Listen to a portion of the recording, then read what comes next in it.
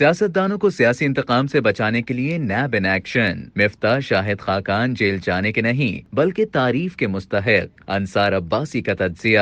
سرکاری ملازمین اور تاجروں کو غیر ضروری ہراسگی سے بچانے کے لیے ایس او پیز کرنے کے بعد اب قومی احتساب بیورو یعنی کہ نیب سیاستدانوں اور ارکان پارلیمنٹ کو بھی سیاسی انتقامی کارروائیوں سے بچانے کے لیے پالیسی تیار کر رہا ہے۔ باخبر ذرائع کا کہنا ہے کہ نیب انتظامیہ اسپیکر قومی اسمبلی سے بھی رابطے میں ہے تاکہ ایسی حکمت عملی وضع کی جائے جس میں احتساب کے اصل مقصد پر سمجھوتے کے بغیر ارکان اسمبلی کو منمانی گرفتاریوں اور بری تشہیر سے بچایا جا سکے۔ بیوروکریسی اور تاجر برادری کی طرح ماضی میں سیاستدانوں کو بھی نیب نے گرفتار کر کے جیلوں میں ڈالا، ہراساں کیا، غیر سنجیدہ بنیادوں پر اور ٹھوس شواہد کے بغیر کرپشن کیسز قائم کیے گئے۔ کئی سیاستدانوں کے خلاف احتساب عدالتوں میں ریفرنس دائر کیے گئے۔ نیب کی جانب سے انہیں بدعنوان بنا کر پیش کیا گیا، لیکن ان میں سے بیشتر مقدمات میں بیورو عدالت میں الزامات ثابت کرنے میں ناکام رہا۔ یہی وجہ تھی کہ سپریم کورٹ بھی ماضی میں یہ کہہ چکی ہے کہ نیب کو احتساب کے نام پر مخالفین کو نشانہ بنانے کے لیے بار بار استعمال کیا جاتا رہا ہے۔ حال ہی میں نیب کی جانب سے سابق وزیر اعظم شاہد خاقان عباسی، سابق وزیر خزانہ مفتاح اسماعیل اور دیگر کے خلاف LNG کیس واپس لیا جانا نہ صرف بیورو کی موجودہ انتظامیہ کی جانب سے ماضی کی غلطیوں کا اعتراف ہے بلکہ ہراسگی اور سیاسی بنیادوں پر انتقامی کارروائیوں کے حوالے سے ایک واضح ارادے کی عکاسی بھی کرتا ہے۔